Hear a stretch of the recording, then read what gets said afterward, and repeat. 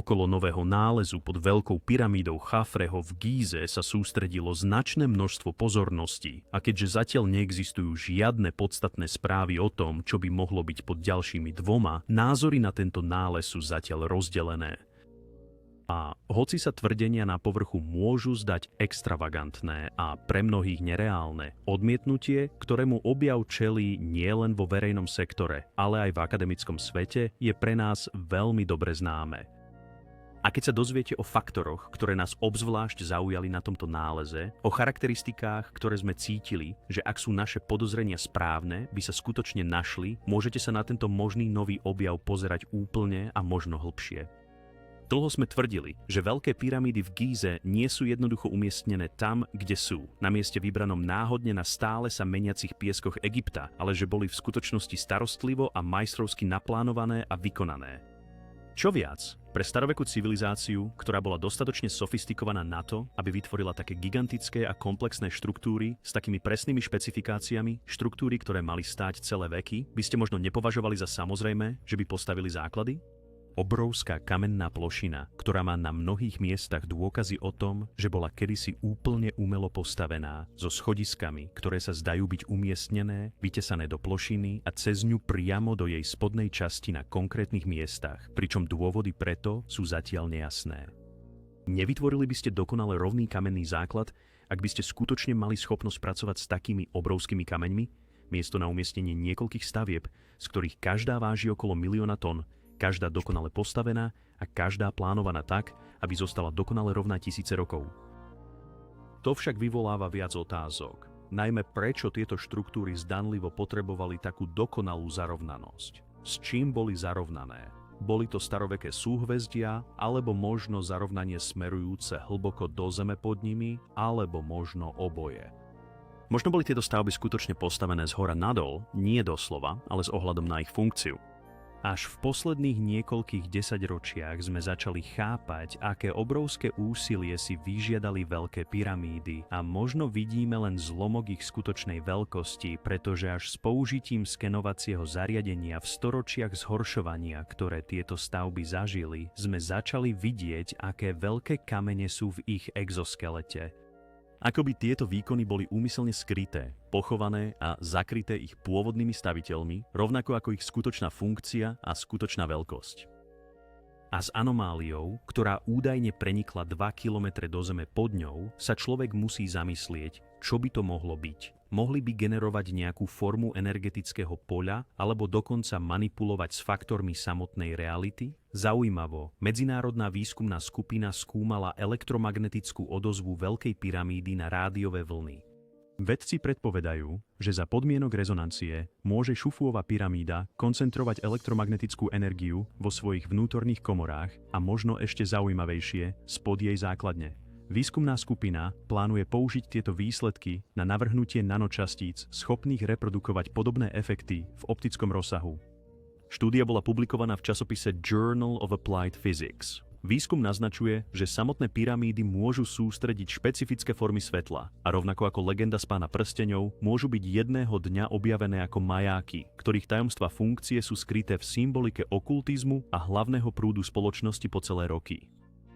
Jeho konkrétne súradnice boli na mapách stanovené oveľa neskôr, nie náhodou, akoby oko prozreteľnosti. Svetlo v hlave človeka premietnuté von definovalo a vytvorilo realitu ďaleko od skutočnosti, skôr postavenú na konceptoch ako nekonečno, než na pevných pravdách. A predsa v nej dnes žijeme, ale odbočujem.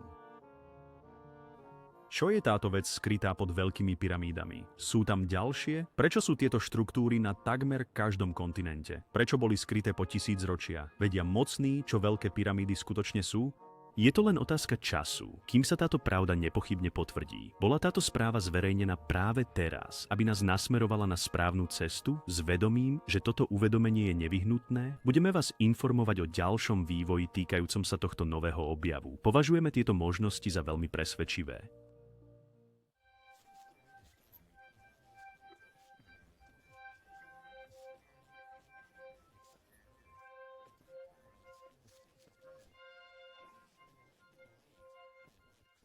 Opísaný ako ohromujúco presný, no trochu vandalistický neskorší prídavok, bol kedysi umiestnený kalifom menom Al-Mamun. Teraz známy pod svojim vymysleným názvom Al-Mamunov nútený vstup, tento názov, hoci sa tvrdí, že je jeho dielom, má dosť presvedčivý príbeh spojený s jeho možným pôvodným účelom. Keď sa človek skutočne pozrie na to, aký neuveriteľný úspech tento tunel kedysi bol, je zrejmé, že ho šikovne vyvrtali starovekí ľudia, oveľa pokročilejší než kalif z 9. storočia. Okrem toho boli predložené možné hypotézy o jeho pôvode jednotlivcami, ktorí mohli poznať vchody do pyramídy. My v modernom svete sme buď strátili vedomosti o ich existencii, alebo nám bolo zabránené o nich vedieť.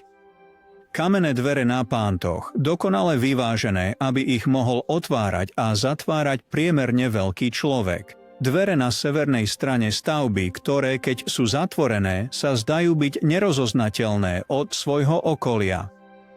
Existujú ešte tajné vchody na severnej strane pyramídy?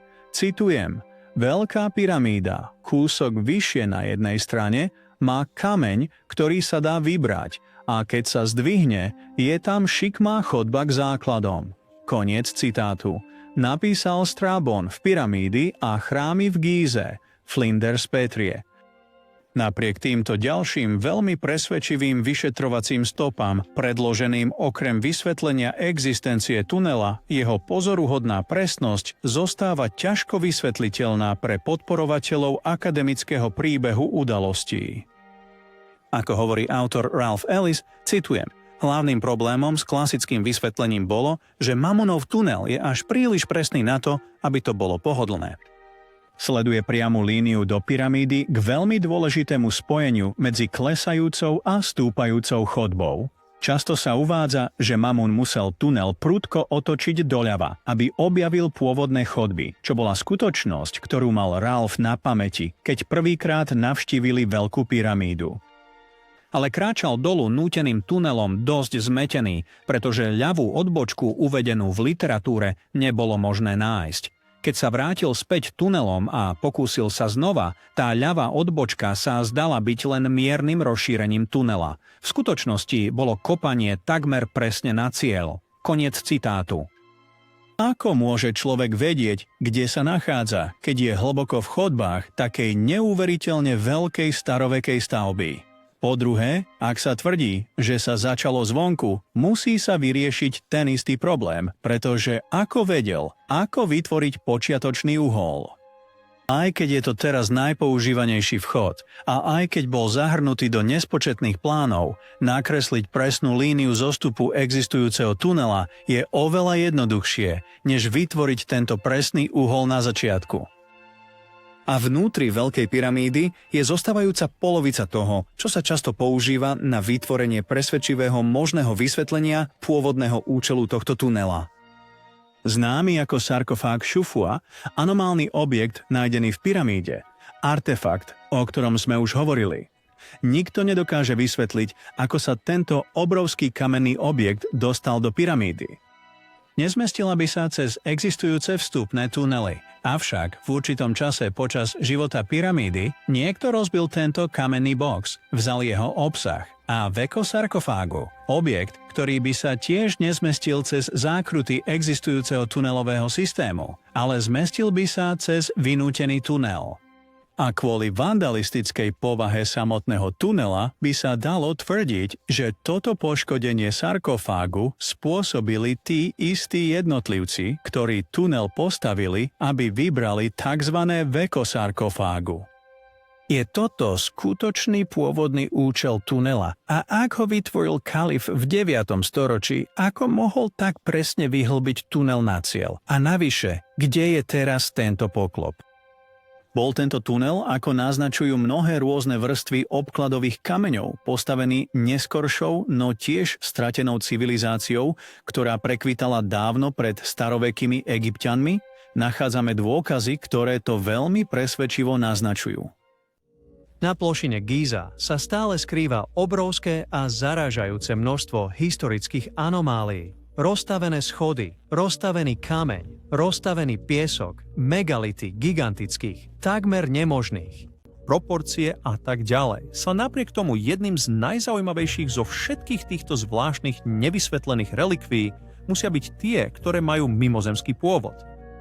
Bez pochyby existuje mnoho tajomstiev, ktoré sú stále ukryté v, okolo a pod týmito gigantickými štruktúrami, komorami, ktoré po otvorení zažívajú mediálne výpadky, len aby sa neskôr vrátili s informáciou, že daná hrobka bola v minulosti vykradnutá a bola zjavne nájdená prázdna.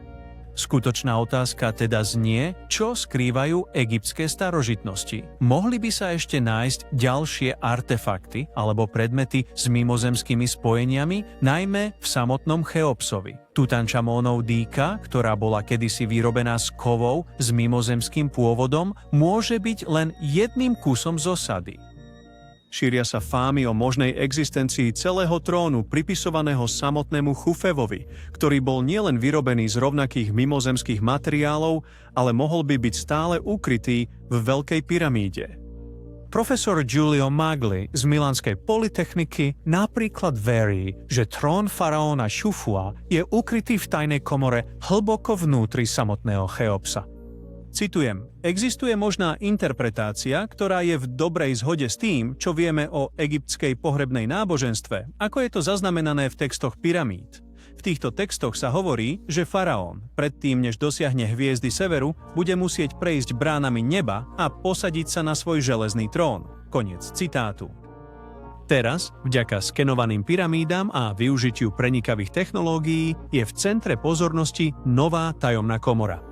Momentálne sa navrhuje nafúkovací robot na preskúmanie priestoru, ktorý môže byť vtlačený do prázdnych priestorov cez 1,5-palcový otvor vyvrtaný do steny a potom nafúknutý do podoby dronu podobného vzducholodi.